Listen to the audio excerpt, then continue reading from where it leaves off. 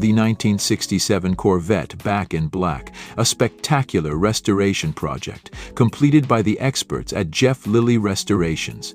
This iconic American sports car has been meticulously brought back to life, blending classic charm with modern performance upgrades.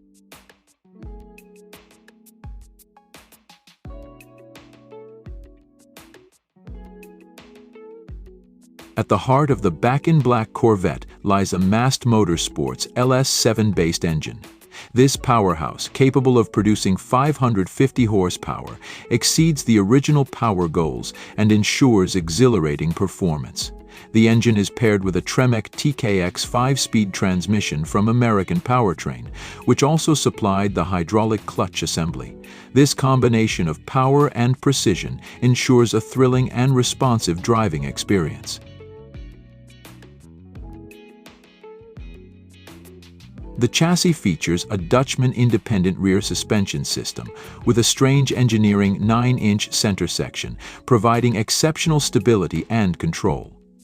The flaming river rack and pinion steering ensures precise control, while the Reed-Tech single adjustable coilovers deliver a smooth and responsive ride.